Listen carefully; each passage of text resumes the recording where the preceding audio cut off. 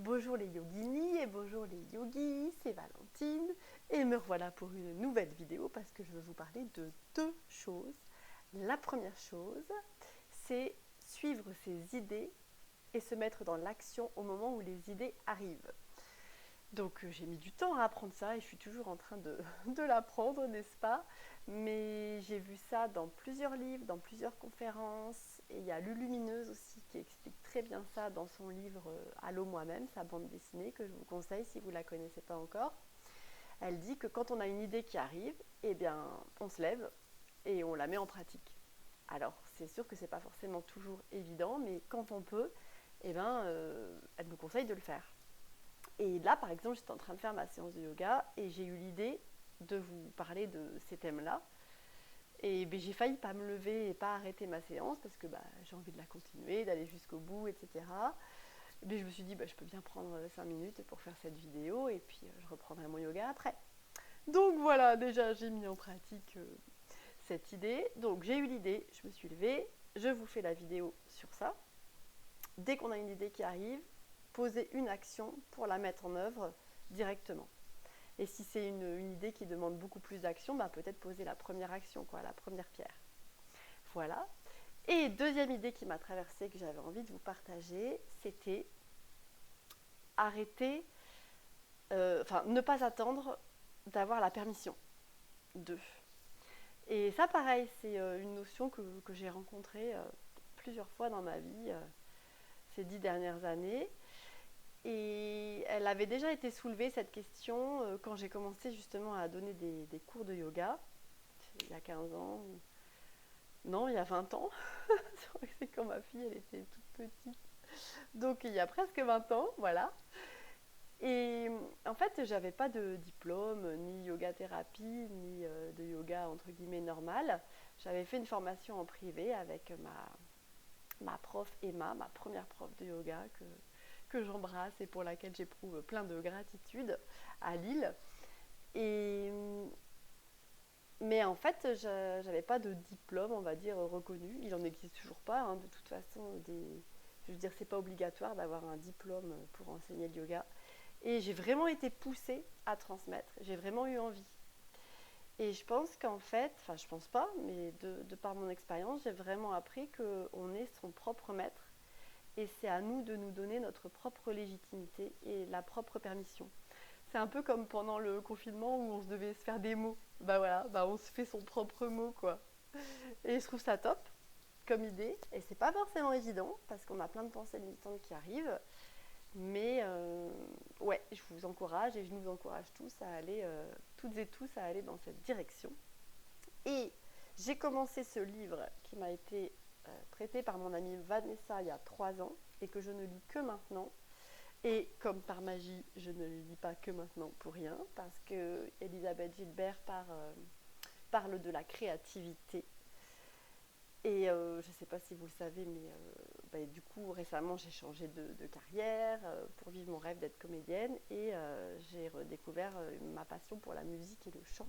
Enfin, j'ai plutôt découvert. Et du coup, je suis en pleine créativité à composer des chansons, des musiques et tout ça. Et c'est quelque chose que je ne croyais pas du tout faire. Et justement, donc, j'arrête la digression. Elisabeth Gilbert, elle dit dans ce livre d'arrêter d'attendre la permission. Et en fait, elle nous donne elle-même la permission de vivre notre créativité. Et donc, si ça vous intéresse, si vous ne le connaissez pas, je vous encourage à le lire. Il est vraiment bien, ce livre. Il y a plein de choses super intéressantes. Et voilà, c'était ce que je voulais vous dire. En fait, la deuxième idée, c'était ça. Se donner à soi-même la permission et ne pas attendre la permission de l'extérieur. Voilà les yoginis, alors donnons-nous la permission de vivre notre vie comme on l'entend, de faire les activités qu'on souhaite faire, de nous entourer des personnes dont on a envie et arrêtons d'attendre une permission de Pierre-Paul Jacques ou Tartampion. Et voilà, je vous fais des gros bisous. Et puis n'hésitez pas à me dire en commentaire quelle permission vous vous êtes donnée récemment. Moi, ça m'intéresse. Moi, je me suis donné la permission de recevoir en inspiration de mon génie créatif des chansons. Et c'est le bonheur. Je me suis donné la permission de chanter alors que je vous avoue que je partais de loin. Donc en fait, quand on part de loin ou quand on débute, voilà, c'est ça aussi que je voulais dire. C'est pas la peine d'attendre la permission ou même la légitimité d'avoir un certain niveau parce que de toute façon on ne sera jamais parfait. Et c'est pareil quand j'ai commencé à faire des vidéos comme ça sur cette chaîne YouTube et là comme je continue, j'ai bien conscience que mes vidéos elles sont loin d'être parfaites. Là par exemple ça bouge, j'ai pas toujours le super cadre, j'ai pas toujours le super son.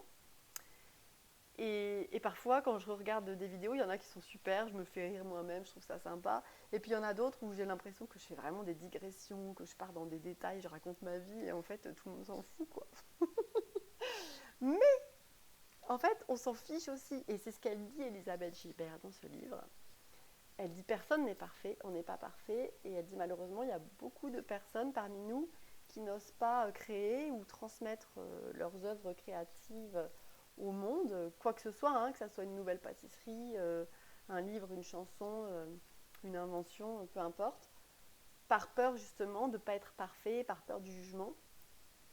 Et, et elle dit que c'est dommage en fait, parce qu'on prive les autres de ce pourquoi on est là. Et moi, c'est ce que je me suis toujours dit avec les vidéos. Je me suis dit, si je ressens l'impulsion de le partager, c'est qu'il y a forcément quelqu'un qui est prêt à recevoir ce que j'ai à partager. Au moins une personne dans le monde. Et à chaque fois que j'ai eu des doutes, par exemple pour partager certaines vidéos, j'ai eu plein de pensées limitantes.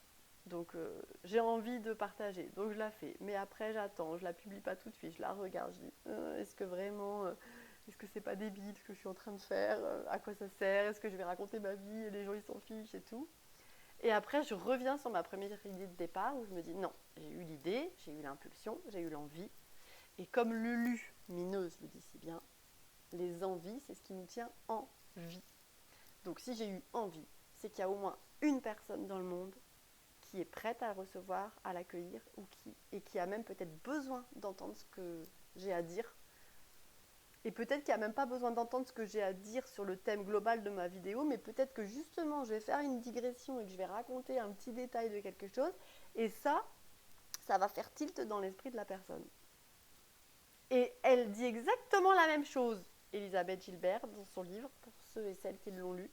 Elle dit exactement ça. Il y a des gens qui sont venus la voir en disant « Ah, mais dans votre livre, vous avez dit ça, ça m'a carrément changé la vie et tout. » Alors qu'elle dit qu'elle n'a jamais écrit ça dans son livre, en fait.